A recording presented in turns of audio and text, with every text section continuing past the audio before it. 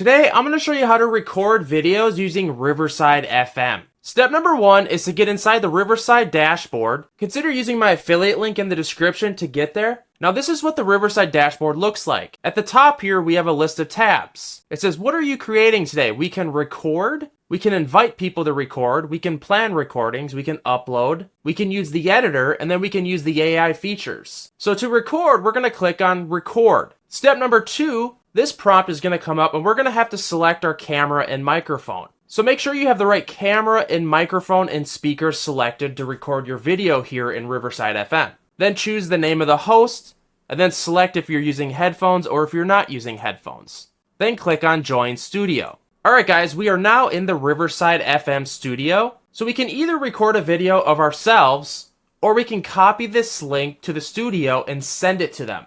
What I tend to do is copy that link and then I'll text it or email it or message it to them. And once they click on it and you're in Riverside, it will then prompt you to add them. They make this extremely easy, and up here in the left hand corner you can actually live stream this as well. So while you're recording a video you can do it live. You can select that on, and then you're going to have to attach your socials. There's YouTube, Facebook, X, and etc. And a lot of people don't know that about Riverside FM, is you can actually live stream your recordings. But you have to remember, most of the time you can only live stream in 1080, and if you want those high quality 4K recordings that Riverside is known for, I wouldn't live stream them. So there's a couple series of tabs here, right? So we have these tabs down here on the bottom. We have the record button, we have the microphone button, which you can change your microphone, the camera settings, the speaker, and then you can also hit the script. What's really cool is they have a built-in teleprompter. And I've used this teleprompter feature, but what's really weird here is the teleprompter text comes up on the screen. And I find that a lot of people have their cameras somewhere else. So if I'm reading the screen and the camera's somewhere else, I'm not looking at the camera. That's a little weird to me. But it's a cool feature, I guess. Depends how you look at it, really. Then what's really cool is we can actually share our screen. So if we click the share button, we can click on the screen here, and I can choose which window that I want to share. Like I can share this Canva window, or the tab I should say, within Chrome, or I can share any window on my computer. Or I can share the entire screen. I have dual monitors, and these are what they look like. So I'll just share Canva here as an example. Again, here's me sharing the screen, and if I were to jump over into the other tab of Canva, I can mess around and actually show you something.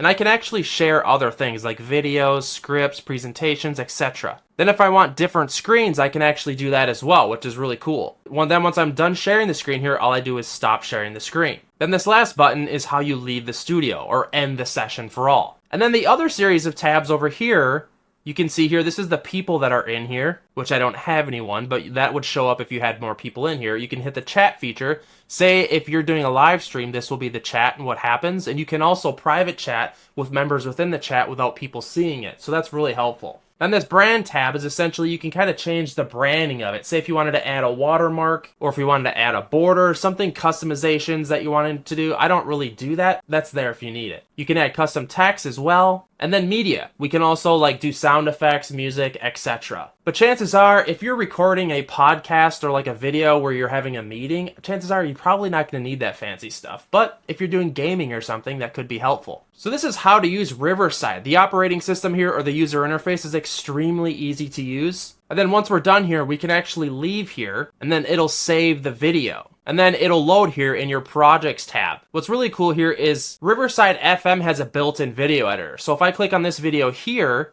I can click edit, and it's gonna bring me to the built-in video editor within Riverside FM. And what I really love is it has transcript video editing. So if I highlight any of this text and I just hit the delete button, it will automatically delete it from the video. It will edit the video and remove those words and automatically edit it. This is a type of editing that's becoming really popular lately because it saves a ton of time video editing. Instead of like sitting there and dragging the split key, you can just remove what people are saying. And we can add music, we can add branding, we can add captions, we can add images. This is realistically a built-in video editor that we can be using. You can click down here to add music. One thing I will say about the video editor is that once you know video editing, this doesn't feel like a video editor. But if you're a newbie or a beginner, this could work extremely well for you and save a lot of time on the whole learning curve of actually learning video editing. But I had to spend 100 hours or whatever it is, 1,000 hours learning video editing. Once you know it, you have to get into a video editor. Then once I'm done here, I can click export, and then I can essentially save my video and then go upload it wherever I want. So we can record, we can add participants, we can plan. That's essentially just scheduling out videos. It's just a built-in scheduler, not a huge deal. We can edit the video editor, and then we have this AI voice feature. Essentially, you can just put text in here, and then it's going to generate an AI voiceover. Then we can save this AI voice and then put it to videos. I'm not a huge fan of AI voices just because I believe in the creative side of being a creator and just hearing real voices, but some of you guys use this. And I've seen a lot of people have huge success with it on like TikTok or Instagram. It can be good.